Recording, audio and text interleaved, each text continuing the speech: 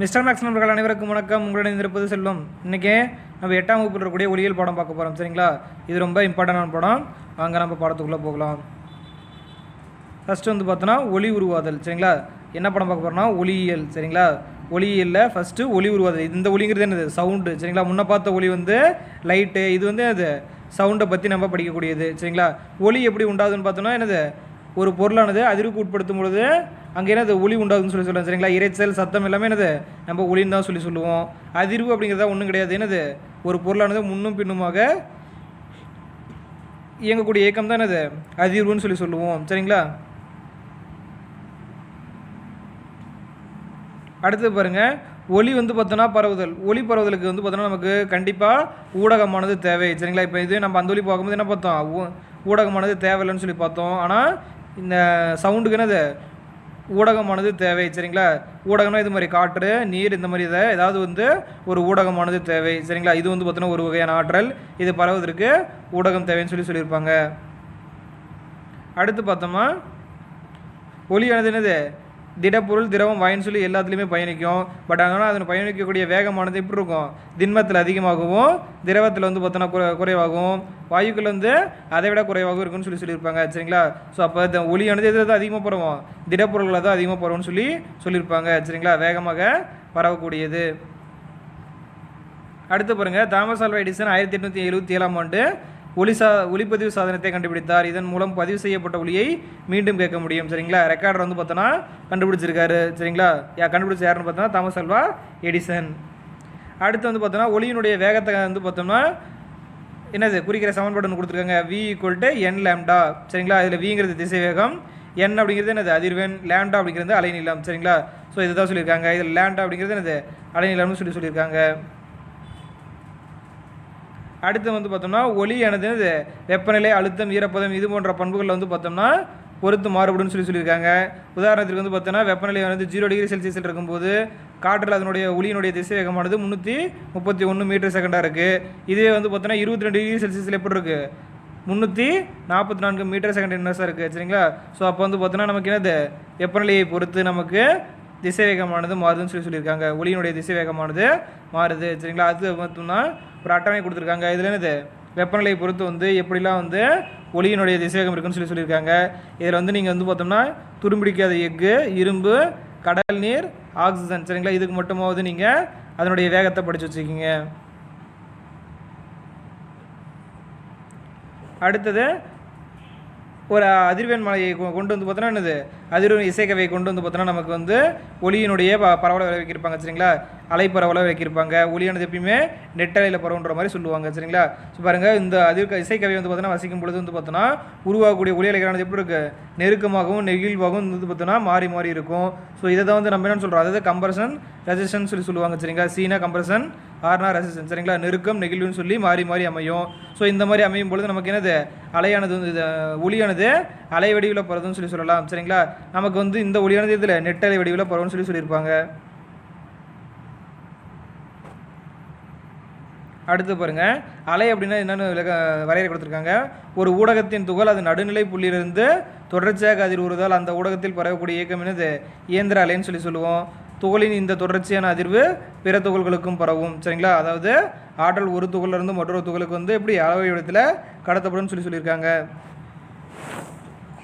அடுத்து அலை இயக்கத்தினுடைய பண்புகள் கொடுத்துருக்காங்க. பாருங்கள், அலை இயக்கத்தில் ஆற்றல் மட்டுமே கடத்தப்படுகிறது, துகளானது இடம்பெயர்வதில்லை. சரிங்களா, ஸோ என்னது? ஆற்றல் மட்டும்தான் ஒரு இடத்துலேருந்து மற்றொரு இடத்துக்கு கடத்தப்படுது. ஆனால் துகள்களானது என்னது? அங்கேயே தான் இருக்குன்னு சொல்லியிருக்காங்க. அது மட்டும் இல்லாமல் அலை இயக்கத்தின் திசைவேகம் அதிர்வுறும் துகளின் திசைவேகத்திலிருந்து வேறுபட்டது. இயந்திர அலை பரவுவதற்கு ஊடகமானது நிலைமம், மீட்சித்தன்மை, ஒரே விதமான அடர்த்தி மற்றும் துகள்களுக்கு இடையே குறைந்த அளவு உராய்வு ஆகியவற்றை பெற்றிருக்க வேண்டும் சொல்லியிருக்காங்க. சரிங்களா, என்னென்ன இருக்கணும்? நிலைமம், மீட்சித்தன்மை, ஒரே விதமான அடர்த்தி மற்றும் துகள்களுக்கு இடையே குறைந்த அளவு உராய்வு, இதெல்லாம் வந்து இருக்கணும்னு சொல்லியிருக்காங்க. அடுத்து உங்களுக்கு திரும்ப கொடுத்துருக்காங்க. பாருங்கள், விண்வெளி வீரர்கள் ஒருவருக்கொருவர் எவ்வாறு தொடர்பு கொள்கிறார்கள்? சரிங்களா, மேலே போய்ட்டு என்னது? அவங்களால வந்து பார்த்தோன்னா பயத்திலலாம் பேச முடியாது. ஸோ அப்போ அவங்க என்ன பண்ணுவாங்கன்னா அவங்க ஹெல்மெட்டுக்குள்ளே என்னது? ஒரு வந்து பார்த்தோம்னா ஒளி சாதனங்கள் வச்சுருப்பாங்க. சரிங்களா, ஸோ அந்த ஒளி சாதனமாக இதாக பண்ணும், ஒளி அலைகளை ரேடியோ அலைகளை மாற்றி கொடுக்கும். ஸோ அதன் மூலமாக வந்து பார்த்தோன்னா மாற்றி மாற்றி பேசிப்போம்னு சொல்லியிருப்பாங்க. அடுத்து இயந்திர அலைகளுடைய வகைகள் வந்து பார்த்தோம்னா இரண்டாவது பிரிச்சுப்பாங்க. ஒன்று வந்து குறுக்கலை, நெட்டலை. சரிங்களா? குறுக்கலை அப்படிங்கிறது இதை நம்ம முன்னாடி படத்தில் பார்த்த லைட்டில், அதாவது ஒளியியல் பார்த்தோம் இல்லையா? ஸோ அந்த ஒளியியலில் வந்து பார்த்தோன்னா இந்த குறுக்கலையானது பயன்படும். சரிங்களா? அந்த ஒளியலையானது பரவக்கூடிய விதம் வந்து குறுக்கலை. இங்கே வந்து பார்த்தோன்னா இந்த சவுண்டு பிடிக்கணும் இல்லையா? இங்கே வந்து நெட்டலைன்னு சொல்லி சொல்லுவோம். சரிங்களா? சவுண்டு, அதாவது இந்த ஒளியில நம்ம என்னது நெட்டலைன்னு சொல்லி சொல்லுவோம். சரிங்களா? பாருங்கள், குறுக்கலை அப்படின்னா என்னென்னா அதிர்வுறும் துகளான திசை அது எப்படி இருக்கும்னா அலைப்பரவும் திசைக்கு வந்து பார்த்தோன்னா செங்குத்தாக இருக்கும். சரிங்களா? அதிர்வுறும் துகள்களுடைய திசையானது அலைப்பரவும் திசைக்கு செங்குத்தாக இருக்கும். உதாரணம் பார்த்தோம்னா கம்பி போகக்கூடிய அலைகள் மற்றும் ஒளி அலைகள், இதெல்லாம் வந்து என்னது குறுக்கலைகளுக்கு எடுத்துக்காட்டு. சரிங்களா? இது வந்து எதில் போகிறோம்னு பாருங்கள், திட திரவங்களை மட்டும்தான் உருவாகும்னு சொல்லியிருக்காங்க குறுக்கலையானது. அடுத்தது நெட்டலை. நெட்டலை அப்படிங்கிறது என்னென்னா என்னது, அது சேம் அங்கே சொன்ன மாதிரி துகள் பரவும் திசைக்கு வந்து பார்த்தோம்னா அது செங்குத்தான்னு சொன்னோம். இது எப்படி இருக்கும், இணையாக இருக்குன்னு சொல்லியிருப்பாங்க. சரிங்களா? ஸோ இணையாக பரவுனா நம்ம அந்த அலைகள் என்ன சொல்கிறோம், நெட்டலைகள்னு சொல்கிறோம். இதுக்கு எடுத்துக்காட்டு வந்து பார்த்தோன்னா என்னது, நம்ம படிக்கக்கூடிய இந்த ஒளி அலைகள். சரிங்களா? சவுண்டை வந்து நம்ம நெட்டலைக்கு எடுத்துக்காட்டாக சொல்லலாம். இது என்ன திரவ வாயுன்னு சொல்லி எல்லாத்துலேயுமே வந்து உருவாகும்னு சொல்லியிருப்பாங்க. சரிங்களா? நெட்டலையானது 3லேயுமே உருவாகும். ஆனால் அது என்னது திட திரவங்களை மட்டும்தான் உருவாகும்னு சொல்லுவாங்க. அடுத்து பாருங்கள், உங்களுக்கு தெரியும் கொடுத்துருக்காங்க, பூகம்பத்தின் போது உருவாகும் அலைகள் நெட்டலைகளுக்கு உதாரணமாகும். சரிங்களா? என்னது எர்த்குவேக் வரும்போது என்னது அதுக்கு அப்போ உருவாகக்கூடிய இலைகள் வந்து நெட்டலைகள்னு சொல்லியிருக்காங்க. பூகம்பங்கள் மற்றும் எரிமலை வெடிப்புகள் காரணமாக பூமியின் அடுக்குகள் வழியாக பரவும் அலைகள் நில அதிர்வு அலைகள் என்று அழைக்கப்படுகின்றன. சரிங்களா? ஸோ அப்போ உருவாகக்கூடிய அலைகளை நம்ம நில அதிர்வு அலைகள்னு சொல்லலாம். ஹைட்ரோஃபோன் பயன்படுத்தி நில அதிர்வு அலைவையை ஹைட்ரோஃபோன் மற்றும் நில அதிர்வு அலைவையை பயன்படுத்திய ஒருவர் இந்த அலைகளை அறிந்து அவற்றை பதிவு செய்யலாம். சரிங்களா? ஸோ வந்து பார்த்தோன்னா அந்த அலைகளை வந்து பார்த்தீங்கன்னா பதிவு செய்கிறதுக்கு என்ன யூஸ் பண்ணுறாங்க, ஹைட்ரோஃபோன் மற்றும் நில அதிர்வு அலை, இது ரெண்டு யூஸ் பண்ணி வந்து அந்த அலைகளை வந்து பார்த்தோம்னா பதிவு செய்கிறாங்க. அது மட்டும் இல்லாமல் நில அதிர்வியல் என்பது நில அதிர்வு அலைகளை பற்றி ஒரு அறிவியல் பிரிவு. சரிங்களா? செஸ்மாலஜின்னு சொல்லுவோம். சரிங்களா? நில அதிர்வியல்னால் என்னது, நிலநடுக்கங்களை பற்றி படிக்கக்கூடிய ஒரு அறிவியல் பிரிவு தான் நம்ம நில அதிர்வியல்னு சொல்லுவோம். அடுத்தது ஒளியினுடைய பண்புகள். சரிங்களா? ஃபஸ்ட்டு முதல் பண்பு என்னென்னா உரப்பு. சரிங்களா? உரப்பு அப்படிங்கிறது ஒன்றும் இல்லை, இது வந்து இது ஒரு ஒளியினுடைய வந்து பார்த்தோன்னா வீச்சை பொறுத்து அமையும்னு சொல்லுவாங்க. சரிங்களா? ஏன் வந்து பார்த்தோன்னா ஒரு ஒளியானது சத்தமானதா அல்லது என்னது மென்மையானதான்னு சொல்லி கண்டுபிடிக்கிறதுக்காக நம்ம என்னது வீச்சை பயன்படுத்துவோம். சரிங்களா? ஸோ வீச்சை பயன்படுத்தி நம்ம ஒரு ஒளியானது சத்தமாக இருக்கா அல்லது மென்மையாக இருக்கான்னு சொல்லுவோம். வீச்சு அதிகமாக இருந்தால் அது சவுண்ட் அதிகமாக இருக்கும், வீச்சு கம்மியாக இருந்ததுன்னா அந்த ஒளியினுடைய அளவு வந்து எப்படி இருக்கும், கம்மியாக இருக்குன்னு சொல்லியிருப்பாங்க. சரிங்களா? ஸோ இதனுடைய அழகு வந்து பார்த்தோன்னா டெசிபிள்னு சொல்லுவாங்க. சரிங்களா? சவுண்ட் இன்டென்சிட்டிக்கு என்னது டெசிபிள் தான் வந்து நமக்கு அழகு. அடுத்து வந்து சுருதி. சரிங்களா? சுருதி அப்படிங்கிறது ஒன்றும் இல்லை, இது வந்து பார்த்தோன்னா தளர்வான மற்றும் கீச்சிடும் ஒளியை வேறுபடுத்தி ஒன்றும் இல்லைங்க. இப்போ நம்ம ரேடியோவில் பார்க்கும்போது என்னது ஒரு கோடு வந்து பார்த்தோன்னா ஃப்ளாட்டாக போய்ட்டு இருக்குமா, இதே வந்து பார்த்தோன்னா பேசும்பொழுது என்னது மேலே போய்ட்டு கீழே வரும் இல்லையா? ஸோ இதுதான் வந்து பார்த்தோன்னா சுருதின்னு சொல்லுவோம். சரிங்களா? ஸோ இந்த ஒளியை வந்து பார்த்தோன்னா ரெண்டுக்கும் வேறுபடுத்தி தெரியுதுக்கு நம்ம என்னது சுருதி அப்படிங்கிற ஒன்றும் யூஸ் பண்ணுறோம். சரிங்களா?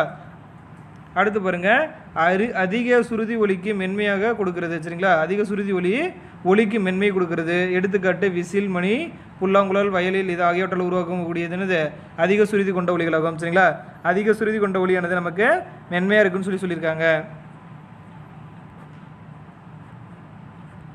அடுத்தது வந்து பாருங்கள், பொதுவாக ஒரு பெண்ணின் குரலானது ஆணின் குரலை விட அதிக சுருதி கொண்டதாக இருக்கும். அதனால தான் பெண்ணின் குரல் ஆணின் குரலை விட மென்மையானதாக உள்ளது. சரிங்களா? சுருதி அதிகமாக இருந்தால் என்னது அந்த குரலானது மென்மையாக இருக்கும். பட் ஆனால் இந்த சவுண்டு வந்து பார்த்தோன்னா கம்மியாக தான் கேட்கும். சரிங்களா? இதே வந்து பார்த்தீங்கன்னா சிங்கத்தின் கர்ஜனை மற்றும் மத்திரையின் ஓசை ஆகியவை குறைந்த சுருதி கொண்ட ஒலிக்கு சில எடுத்துக்காட்டுகளாகும். அதெல்லாம் எப்படி சவுண்டு வந்து பார்த்தோன்னா ரொம்ப அதிகமாக கேட்கும். அடுத்தது தரம். சரிங்களா? ஸோ இந்த முன்னாடி படித்தோம் இல்லையா, என்னது உரப்பு, சுருதி, இது ரெண்டையும் வந்து பார்த்தோன்னா வேறுபடுத்தி அறியறதுக்காக தான் நம்ம என்னது தரம் அப்படிங்கிற ஒன்றே பயன்படுத்துகிறோம். சரிங்களா? இரண்டு ஒலிகளையும் வந்து பார்த்தோம்னா அது ஒரே மாதிரி இருக்கும் பொழுது அதை தரம் பிரித்து அறியறதுக்கு நம்ம என்ன பயன்படுத்துகிறோம், தரங்கிற ஒரு விஷயத்தை பயன்படுத்துகிறோம். சரிங்களா? உதாரணத்துக்கு ஒரு இசைக்கருவி வந்து பார்த்தோன்னா ஒரே வீச்சு மற்றும் உரத்தொழியில் வந்து இசைக்கும் பொழுது அது வேறுபடி தெரியறதுக்கு நமக்கு தரமானது உதவுதுன்னு சொல்கிறாங்க. அடுத்தது கேட்கக்கூடிய தன்மை மற்றும் வரம்பு. சரிங்களா? அதாவது இதை வந்து பார்த்தோன்னா மூணாக பிரிப்பாங்க. கேட்கக்கூடிய ஒளி, குற்றொலி, மீயொலின்னு மொத்தம் வந்து ஒளியை அதனுடைய அதிர்வின் அடிப்படையில் மூன்றாக பிரிப்பாங்க.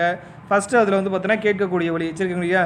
கேட்கக்கூடிய ஒளி அப்படிங்கிறது ஒன்றும் இல்லை, அதாவது ஒளியினுடைய அதிர்வெண்ணானது 20 ஹெர்ட்ஸ்லேருந்து 20,000 ஹெர்ட்ஸுக்குள்ளே இருந்ததுன்னா என்னது அதை வந்து பார்த்தோன்னா சோனிக்குழி அல்லது கேட்கக்கூடிய ஒளின்னு சொல்லி நம்ம சொல்லுவோம். சரிங்களா?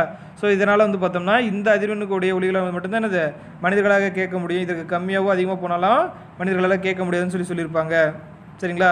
ஸோ அதனால் இந்த வரம்பை நம்ம ஒளியினுடைய என்ன வரும் ஒளியின் வரம்புன்னு சொல்கிறோம் சரிங்களா. இதுதான் வந்து ஒளியின் வரம்புன்னு சொல்லலாம். அடுத்தது குற்றொலி. குற்றொலி அப்படிங்கிறது ஒன்றும் கிடையாது. என்னது 20 ஹெர்ட்ஸுக்கு கம்மியாக இருந்தால் வந்து பார்த்தோன்னா அது குற்றொலி அல்லது இன்ஃப்ராசோனிக்னு சொல்லுவோம் சரிங்களா. இந்த ஒலியை வந்து பார்த்தோன்னா மனிதர்களால் கேட்க முடியாது. ஆனால் நாய், டால்ஃபின் போன்ற விலங்குகளானது வந்து பார்த்தோன்னா இந்த அதிர்வெண் கொண்ட ஒலிகளை கேட்க முடியும்னு சொல்லியிருப்பாங்க சரிங்களா.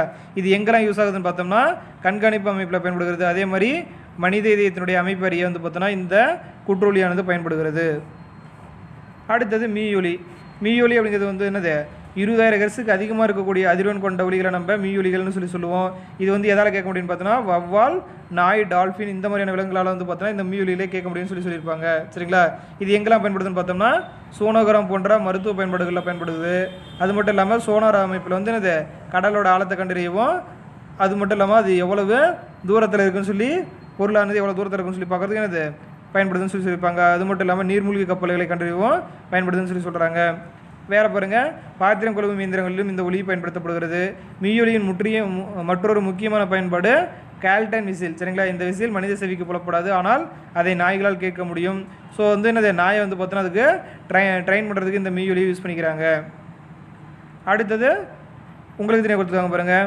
ஒரு வவ்வால் 20,000 ஹெர்ட்ஸை விட அதிகமான அதிர்வெண் கொண்ட ஒலிகளை கேட்க முடியும். வவ்வால்கள் அலரும் பொழுது மீயொலியை உருவாக்குகின்றன. இந்த மீயொலி அலைகள் வவ்வால்கள் தங்களது விழியையும் இரையையும் கண்டுபிடிக்க உதவுகின்றன சரிங்களா. வவ்வாலானது என்னது இரவில் வந்து பார்த்தோம்னா என்னது தன்னோட இரையை கண்டுபிடிக்கிறதுக்காகவும் வலியை கண்டுபிடிக்கிறதுக்காகவும் வந்து பார்த்தோன்னா இந்த மீயொலியை பயன்படுத்துன்னு சொல்கிறாங்க சரிங்களா.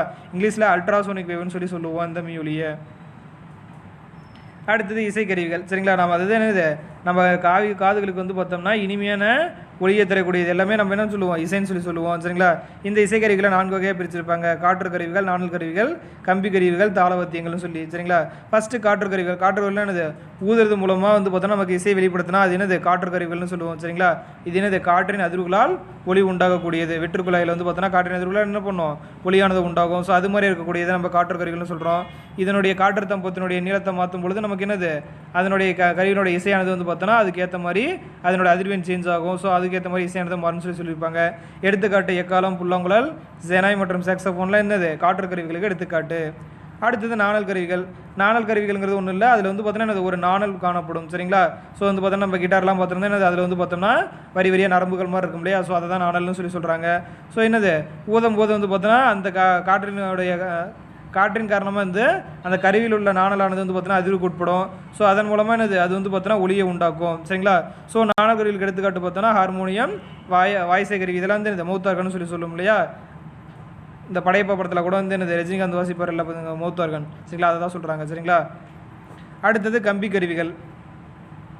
கம்பி கருவிகள் என்னது இதில் வந்து பார்த்தோன்னா ஒரு கம்பி இருக்கும் சரிங்களா. ஸோ கம்பியின் மூலமாக வந்து பார்த்தோன்னா அதிர்வுகளை உண்டாக்கக்கூடிய கருவிகள் என்னது கம்பி கருவிகள்னு சொல்கிறோம். அதன் மூலமாக நமக்கு ஒளியானது உண்டாகும். அந்த கம்பியினுடைய அளவை வந்து மாற்றுறது மூலமாக நமக்கு என்னது அதனுடைய அதிர்வெண்ணானது மாறற்றப்படும் சொல்லுவாங்க. எடுத்துக்காட்டு வயலின், சித்தார், கித்தார் ஆகியவை கம்பி கருவிகளுக்கு உதாரணம் சரிங்களா. ஒரு சில கருவிகளை போட்டு இவங்க அதோட பேர் கொடுத்துருக்காங்க, பார்த்துக்கோங்க. அடுத்தது தாளவாத்தியங்கள். தாளவாத்தியங்கள் என்னது அதாவது வந்து பார்த்தோன்னா அதை வந்து தட்டும் பொழுதோ அல்லது உரசும் பொழுதோ என்னது நமக்கு வந்து பார்த்தோன்னா என்னது மோதும் பொழுதோ நமக்கு ஒளியானது ஏற்பட்டால் என்னது தாளவாத்தியங்கள்னு சொல்லுவோம் சரிங்களா. அந்த ஒளியானது இனிமையாக இருக்கணும், அதுதான் முக்கியம். அடுத்து வந்து பார்த்தோன்னா மத்தளம், தபலோ போன்ற தாளவாத்தியங்கள் தோலாலான சவ்வை கொண்டிருக்கின்றன. அது மட்டும் இல்லாமல் என்னது அது வந்து பார்த்தோன்னா ரெசனேட்டர் அப்படிங்கக்கூடிய ஒரு வெற்றி பெட்டியின் மேலே வந்து பார்த்தோன்னா போத்திருப்பாங்க. ஸோ அந்த கட்டப்பட்ட அந்த சவ்வை தட்டும்பொழுது நமக்கு என்னது தாளமானது உண்டாகும் சரிங்களா. அதிர்வடைந்து நமக்கு ஒளியே உண்டாகும்னு சொல்லியிருப்பாங்க. அவ்வளோதான். அடுத்தது மனிதரில் ஒளி உணர்தல். மனிதரில் எப்படி ஒளி உருவாகும்? நம்ம வந்து பார்த்தோன்னா ஜென்ரலாக வந்து உருவாகிற ஒளிகளேருந்து காதன் வழியாக கேட்போம்னு சொல்லி நமக்கு தெரியும் சரிங்களா. அதை மட்டும் பாருங்கள், இது தேவையில்லை. எப்படி உருவாகுதுன்றதுலாம் நமக்கு தேவையில்லை சரிங்களா. மனித காதுகள் செயல்படும் விதம் ஒன்றும் இல்லைங்க. நமக்கு வந்து பார்த்தோன்னா வெளியே வந்து பார்த்தோன்னா அதிக அழுத்தமானது இருக்கும். ஸோ அந்த அதிக அழுத்தத்தின் காரணமாக என்னது குறைந்த அழுத்தத்தை நோக்கி வந்து பார்த்தோன்னா ஒளியானது போகும். நம்மளோட காதோட உள்பகுதியில் வந்து பார்த்தோன்னா இது குறைந்த அழுத்தமானது காணப்படும் சரிங்களா. ஸோ இப்போ அதிக அழுத்த பகுதியிலிருந்து ஒளியானது இந்த குறைந்த அழுத்த பகுதி போகும்பொழுது நமக்கு உள்ளுக்குள்ளே வந்து பார்த்தோன்னா வெளியே இருக்க பகுதி இதை செவி மடல்னு சொல்லுவோம். நடுப்பகுதியில் வந்து பார்த்தோன்னா நமக்கு 3 எலும்புகளாக காணப்படும் சரிங்களா. ஸோ அந்த 3 எலும்புகள் மூலமாக வந்து பார்த்தோன்னா இந்த ஒளியானது போயிட்டு அந்த 3 எலும்புகளையும் அதிர்வடைய செய்யும். ஸோ அப்படி அதிர்வடைய செய்யறதுனால வந்து பார்த்தோன்னா அந்த அதிர்வுகளானது உள்பகுதியில் இருக்கக்கூடிய காக்லியா அப்படிங்கிற இந்த பிளேஸுக்கு வந்து பார்த்தோன்னா கடத்தப்படும் சரிங்களா. ஸோ இந்த காக்லியாவுக்கு கடத்தப்பட்டு என்ன பண்ணும், இந்த காக்லியாவிலிருந்து நமக்கு இந்த காது நரம்புகள் வழியாக நமக்கு மூளைக்கு போகும். சரிங்களா? ஸோ மூளைக்கு போய்ட்டு நமக்கு வந்து பார்த்தோன்னா அந்த ஒலியை வந்து பார்த்தோன்னா எது மாதிரியான ஒலின்னு சொல்லி உணரும். ஸோ இதுதான் வந்து என்னது காதானது செயல்படக்கூடிய விதம். சரிங்களா? அடுத்தது ஒலி மாசுபாடு. ஒலி மாசுபாடுங்கிறது என்னது அதிகப்படியான சவுண்டு இரைச்சல் வெளியே வரதான் நம்ம இதில் ஒலி மாசுபாடுன்னு சொல்லி சொல்கிறோம். சரிங்களா? அதாவது நமக்கு மகிழ்ச்சி தராத எந்த ஒரு இரைச்சலுமே என்னது நமக்கு ஒலி மாசுபாடுன்னு சொல்லுவோம். சரிங்களா? இது எது மாதிரியான விஷயங்கள் ஏற்படுது? அதாவது வந்து பார்த்தோம்னா பரபரப்பான சாலைகள், விமானங்களால், அறவை இயந்திரம், சலவை இயந்திரம், மின்சாதனங்கள், சரியான வலையரிசி அதாவது வலையரிசி தேர்வு செய்யப்படாத வானொலி. சரிங்களா? ஸோ இதனால் வந்து பார்த்தோன்னா நமக்கு ஒலியானது மாசுபடுது. அது மட்டும் இல்லாமல் திருவிழா காலங்களில் நம்ம பயன்படுத்தக்கூடிய ஒலிபெருக்கி, வெடிகள், ஒலி மாசு இதெல்லாம் வந்து பார்த்தோன்னா ஒலி மாசுபாட்டை உண்டாக்கும்னு சொல்லியிருக்காங்க. சரிங்களா? ஸோ தொழிற்சாலைகளும் வந்து பார்த்தோன்னா மெயினானது ஒலி மாசுபாட்டிற்கான ஒரு காரணமாக சொல்கிறாங்க. ஸோ இதை வந்து பார்த்தோன்னா இதனால் உடல் நலத்தில் என்னென்ன பாதிப்புகள் ஏற்படுதுன்னு சில கீழே கொடுத்துருக்காங்க. அதை மட்டும் பார்த்துக்குங்க. சரிங்களா? ஸோ இதெல்லாம் கேட்க மாட்டாங்க மேக்ஸிமம். இந்த ஒலி மாசுபாட்டை கட்டுப்படுத்துதல் இதெல்லாம் வந்து பார்த்தோன்னா நமக்கு ஜென்ரலாக தெரிஞ்ச விஷயங்கள் தான். ஒலி மாசுபாடு ரெண்டுமே என்னது பாதிப்பு, அதனோட கட்டுப்படுத்தும் முறைகள் வந்து என்னது ரெண்டுமே நமக்கு தெரிஞ்சது தான். சரிங்களா? அது மட்டும் இல்லாமல் நமக்கு கேட்கும் திறனானது அதிகப்படியான ஒலியை கேட்கும்போது நமக்கு கேட்கும் திறனானது இலக்குன்ற மாதிரி சொல்லியிருப்பாங்க. சரிங்களா? ஸோ இதெல்லாம் ஒன்றும் பிரச்சனை இல்லை. இதெல்லாம் வந்து பார்த்தோன்னா மேக்ஸிமம் கேட்க மாட்டாங்க. இதை மட்டும் பார்த்துக்குங்க. சரிங்களா? இதுக்கு முன்னாடி இருக்கிறது மட்டும் ஜென்ரலாக பார்த்துக்குங்க. சரி, ஓகேங்க. அவ்வளோதாங்க. இதில் வந்து பார்த்தோன்னா ரொம்ப பேசிக் தான் இருக்கும். ஒரு பிரச்சனை இல்லை. சும்மா சிம்பிளான படம் தான். சரிங்களா? ஸோ நம்ம மீண்டும் வந்து பார்த்தோன்னா அடுத்த படத்தில் சந்திக்கலாம். நன்றி.